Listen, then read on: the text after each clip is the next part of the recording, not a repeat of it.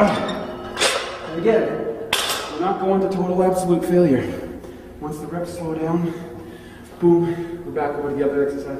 We're going to hit it again for another set. Okay, now this time, I'm going to change the grip a little bit.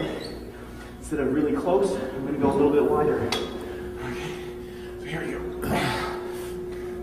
And you know, I want to take this opportunity to say publicly that I think Hatfield's theory about all or nothing fiber recruitment is only half true, because I think that sure, every fiber is contracting, but only a certain percentage are doing the work. And when you're changing your grips and stuff, you're changing which ones get to do the work. So that's why I think that's powerful, just doing these little tweaks here and there. Absolutely, you know, it's every little thing that you can add to it. You know, constantly adding little tweaks, turns, rep sequence changes, grip sequence changes. But doing it in a format that's controlled. In other words, you're not randomly, haphazardly doing it. Do it sequentially, and that's what we lay out here in the mastery course. Exactly. How to do it sequentially. How to leverage all my mistakes. I made tons of mistakes. I made 10 years straight of mistakes. You know, before I started really getting it all together, right? I didn't even know what was happening. So why do the dance of, you know, confusion in the land of confusion? Yeah, don't do that crap. Just scrap that, take the superhighway, get on the jet plane, Freaky Big Master. You know? I mean, why get in the jungle with no compass, no map, just trying to figure it out on your own when we can give you a GPS system? Absolutely. With a button, with a helicopter that'll pick you up if you get lost. Yeah, straight to the math zone. Let's get big quick. Notice how Wade's going low. He's going all the way down, getting a full stretch. I find that's where people rip themselves off on the triceps. They don't go down low enough, and they don't go all the way up with the full lock too. All right. Perfect. I'm really feeling that pump now. Back at it again. This is what Freaky Big naturally looks like, folks. All right.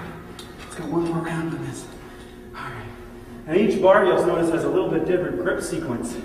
This one's quite a low curve. Some of them you'll see curved this much. Some of them you'll see curved a little bit differently. Play with each bar till you find the ones that feel the best for you. It's amazing how much difference there can be just between a couple bars in the gym. Right?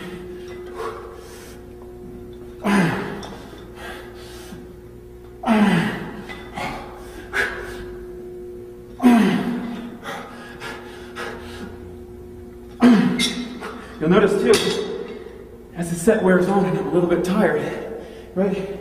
I do a curl, I don't just quit, I get a couple pant breaths, do another rep, do another rep. This is a way of extending the set, getting a little bit more without training to failure.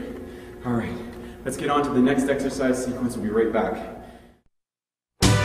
One of the questions comes up is, your unique style of supersetting, which we developed called the slow superset, and how it applies to increasing the amount of volume that you can do in your workout. And so what it is I found that you do need to put in a lot of volume if you want to make the fastest gains in muscle mass.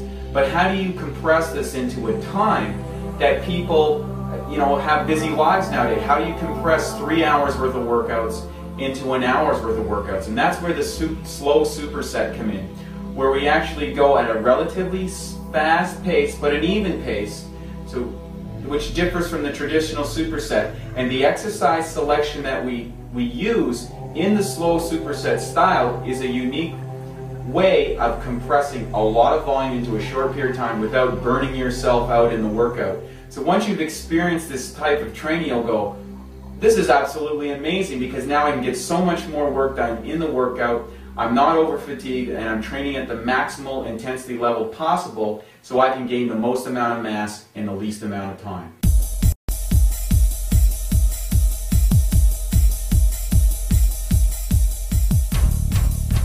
All right, here we go. We're going into the next sequence of overhead tricep extensions, another one of my favorites, and then right over into picture curls. So you step out, away from the machine, head, keep your head up. Don't get down like this. That's the tendency. You want to have your head at a 45 degree angle and extend your Notice Wade's body's like a 10 peg. It's almost like a 45-degree angle.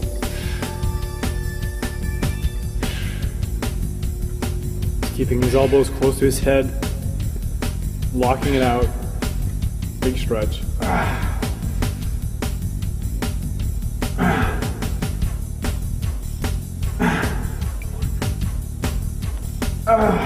One of the things you'll notice as we move along in the workout, the tendency for me is to get quieter and quieter as that oxygen depth's building up.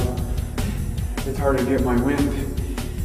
And ideally, when you're training in your workouts, you want to be pushing so that you're deep, deep, deep into oxygen. You're really sucking wind between sets. You can barely get at it, so that's what you want to be thinking. So, right into preacher curls, get the shoulders and arms right in under, and then right back into it.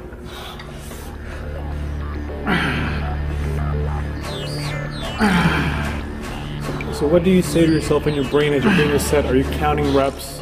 Or are you just focusing on the move? Focus.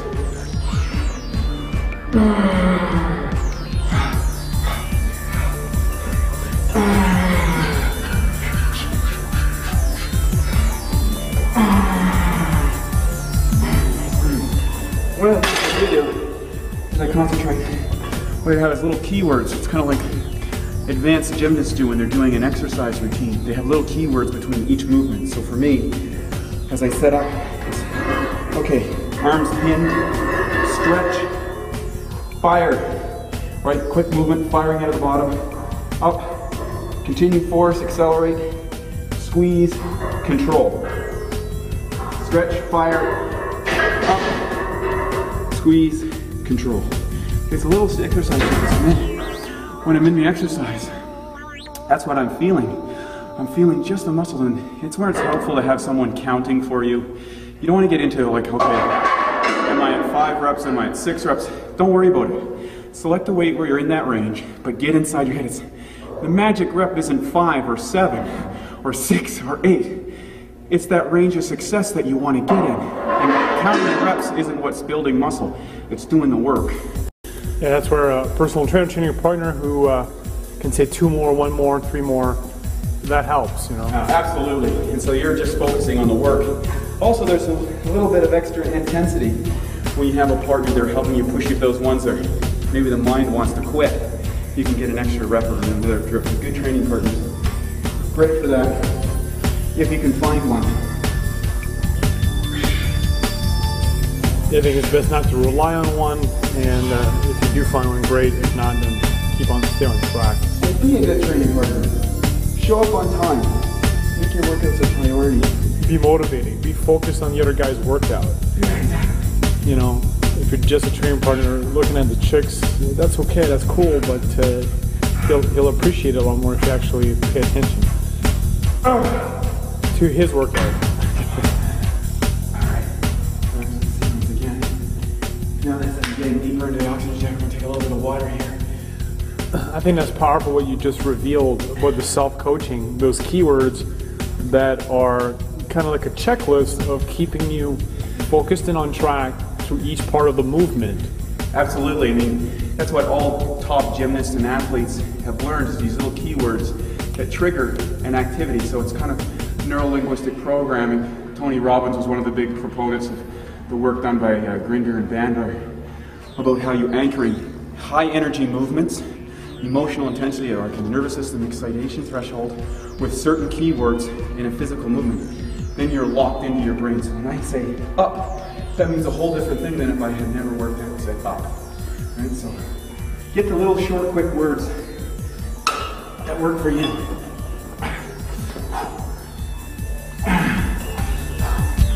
So this exercise, I just want to say that just want to be a little careful all the way on the bottom. You want to go about 95% of the way down, not 100%.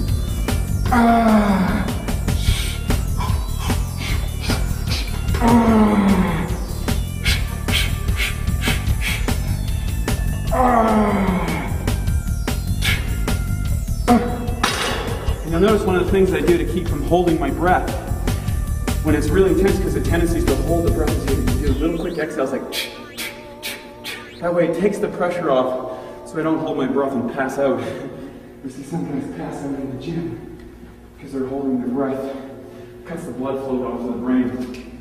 Lights out. No need to do that, but just take a little bit off just by quick exhales. Panting almost like a dog. And then you'll get that natural rhythm in your exercise.